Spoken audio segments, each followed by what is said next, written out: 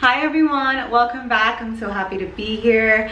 I know I've been MIA, but the reason I have been MIA is because, well, if you follow me on Instagram, and if you don't, you should, you would know that I went to Thailand for 2 weeks. And the reason I went to Thailand for 2 weeks is because I was ending my work at my last company and starting at a new company that I can't wait to share with you what that's all about and what it's gonna entail. It's still PR, but I'll post a video about that later this month. So I'm excited to share that with you. Stay tuned. But anyway, today we're going to talk about Thailand, and I wanted to talk to you. I want to give you some useful information in case you wanted to go, or in case you liked any of the locations that I went to, or if you wanted to learn more about pricing, because that was something that I was interested in when I was searching for videos on YouTube. So I wanted to provide that to you. Throughout the video, I will talk about pricing from whatever I can remember, and if I can't remember it right now, I'll post it up on here just so you're aware. I went with 6 girls, so we divided everything, and I'll talk a little bit more about that later in the video. So first, I want to talk about what to take to Thailand, and I'll do that briefly because I was researching a lot before I went. Obviously, everybody's always looking on the YouTube videos. So the first thing I recommend you take with you is mosquito repellent wipes. So my friends all took the spray, which was also helpful for them, but I know that in different places where we went, they got bit a lot by mosquitoes. I'm somebody who gets bit a lot all the time by mosquitoes, and I took the wipes, and I barely got any mosquito bites throughout the entire trip, especially in areas where there were a lot of mosquitoes. So I highly recommend taking the wipes. I don't know what it is. I didn't get the organic ones or anything. I got like the real bad ones, which is fine because I don't use it all the time. I don't know what it is. Maybe it just penetrates deeply into the skin, but I barely got bit, so I highly recommend mosquito wipes. Another thing is, just so you know, we stayed at mostly Airbnbs and hotels, and there's shampoo and conditioner mostly everywhere we went, so I barely used mine. If you want to take just like a travel size one of whatever you take, of whatever you use for your shampoo, if you're really low maintenance and really don't care about what shampoo you use, there are shampoos and conditioners everywhere. And if not, you can always go to 7-Eleven. There's a 7-Eleven in every corner, especially in Bangkok. So you can always go to 7-Eleven and buy it there. I made a list, that's why I have my phone out. Okay, so where to go in Thailand? So the way that we did it was we divided the trip, and we stayed in Bangkok, we stayed in Chiang Mai, we stayed in the islands towards the end of the trip. So I'll talk to you first about Bangkok. Obviously, it's a city that you want to visit. We stayed for, I think it was 2 or 3 nights, but I think we stayed for too long. Like, I could have done just 1 night in Bangkok. I don't know if it's because I'm from a city. I wasn't like, I did enjoy it. I thought it had beautiful, like, the one thing about Bangkok is that it has beautiful rooftop bars, and it has amazing like 360 views of the city. So that was really, really impressive and something that was really beautiful. So you definitely want to check out a rooftop bar when you're there. Obviously, there's good food, and you can check out the temples, and you want to explore. But aside from that, just 1 night will suffice. I feel like I needed to be there for longer. So if you are maybe like looking for a different vibe that's not an urban vibe, then definitely just stay there for 1 night. In Bangkok, we stayed at a hotel that was pretty central in the city. I'll put the price here because I can't remember it right now. Another thing we did in Bangkok that was a popular touristy thing was go to the Ladyboy show. Ladyboys are transgender performers in Thailand. I heard mixed reviews about the show before I went. I wouldn't recommend you going. They are very talented and they're great, and we even met some after the show, but I just think it was not, for me, it just was not an engaging show. It's not something that I would recommend you do. Obviously, you can go and see it for yourself, and everybody has their different opinions. That was Bangkok, and now let's move on to Chiang Mai, which is where everyone goes to see the elephants. So we got to Chiang Mai. We stayed at this beautiful Airbnb that I would definitely recommend you stay or you check out, which is in the city, or it's like a little town. It's more of a rural area, but there's a lot of like hipster coffee shops and cute little restaurants. So definitely recommend you stay there for at least 1 night and check out the food scene. Here that Chiang Mai is good for foodies. Over to Twilight Orchid, which is where we went to see the elephants. I would not recommend staying there at all. When we arrived, we found that it wasn't an elephant sanctuary. We had a little bit of weird situations, like there was blood stains on the sheets, so that was gross.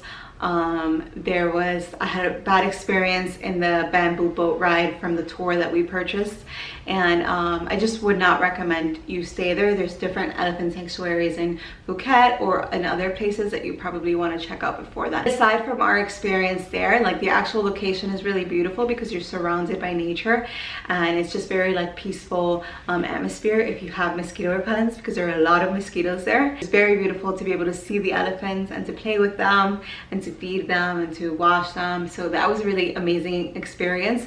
The next place we went to was another hotel, but this time it was in the island. So this one was called Santara. It was a really nice hotel. They had great breakfast, which was included. The room was awesome. You could see monkeys from outside the balcony, which was amazing, and the beach was beautiful. And that's when we went to the Phi Islands. We took a tour through 4 islands in Thailand, so we were able to see just like really different scenery in each, and have really good food. To do that tour, you could either book a private boat, like a traditional Thailand boat, which is what we did, or you could book a motorboat, which takes you through the islands faster. That's cheaper than booking your own private boat. And also the nice part about going on a speedboat is that you can meet different people while you're there. It's something I wish we would have done. Like I wish we would have gone where the people were so we could, you know, meet different people. And I think they also have like beer available on those boats, or some kind of like cocktails in case you want a happy hour before you get to the islands.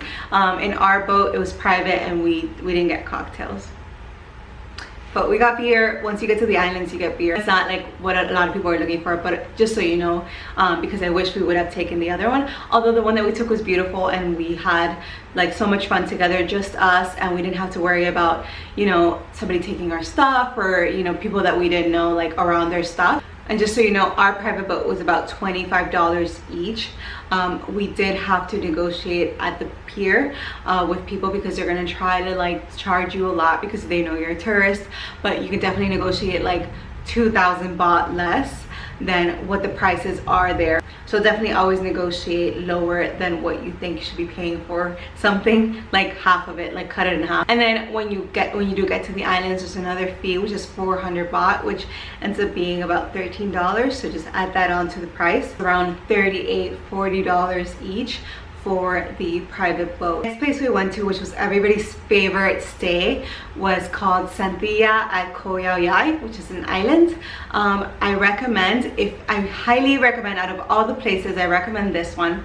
And I recommend you take the suggested travel from Phuket or from wherever you're going to. Just set the travel up with the hotel. We took a different route from our Santara hotel to our Santhia hotel, and that was a little bit sketchy. We went through a little bit of a sketchy situation, and it wasn't the most comfortable situation. It was fine, but it wasn't the most comfortable situation to be in. So definitely take the, you know, it's definitely worth it for you to pay extra and take the travel that the hotel plans for you. It was just amazing. It was beautiful. I'm gonna insert clips. A private pool in the villa. There was 3 stories, different rooms with their own bathrooms. We had a middle, so the middle floor was the communal floor. There was a huge dining table, a huge living room area. That was where the pool was, and there the balconies outside. You had a view of nature and the ocean, and it was just so magical. It was the most beautiful place, and I definitely want to go back there, maybe for a honeymoon or something, because we saw a lot of people honeymooning there, and I was like, how nice. Around, so we were planning to stay there for one night, and then we extended it because we all loved it so much. That one was around 115. It was our most expensive villa that we rented the entire time we were there. We got massages by the beach for only $20, and breakfast was included. The dinner and lunches were not. They had different restaurants that you could go to, and that was nice. But then the drinks at Santhia were about $10 to $20 depending on what you ordered. Obviously, if you're at a resort, it's going to be a little bit more expensive. And I think in general, you could do a trip where you stay at places that are much cheaper than the ones that we stayed in. We had planned it, and we had budget for some of it before, so we had paid some of it before we arrived there, and then we paid some when we were actually there. Flights to different islands, we paid when we were there, and then the hotel at Phuket, we paid when we were there. So if you like do a mix of both, it's not too heavy on your wallet if you wanted to do something similar to what we did. So after Santhia, we stayed there for 2 nights, and then we went to Phuket. So the Phuket hotel was around $50 for both nights that we stayed there, and then we had a like an unlimited band that you paid like 400 baht for, and you were able to drink whatever you wanted in the hotel. That hotel was not as nice as the other ones, but it was still nice. So I was really tired that night from jumping around from island to island, so I stayed in, but my friends did go out into the city and they really liked it, and they saw a ping pong show. So if you don't know what the ping pong show is in Thailand, you should definitely look it up. I'm not going to talk about it, but you should look it up, and you should definitely go to one if you're ever there. So I'm so sorry about the video. I'm so sorry, but my memory card is full. My battery is dying on my camera, so I wanted to record the last part of this video on my phone. The last thing I want to say is to get ready for a long trip, especially if you're traveling from the US. If you're traveling from Miami, it's like a whole day trip. It's longer than a day, and when we all got back, we were jet lagged for days, especially me. I was jet lagged for a week, so that was pretty tough. So just get ready for that if you go, and especially if you're going from the US. Aside from that, I hope you liked the video, and I hope you come back to join me next time. I'll be talking more about my job and about other things that I've been up to. I hope you come back, and thank you as always so much for watching. I'll see you later.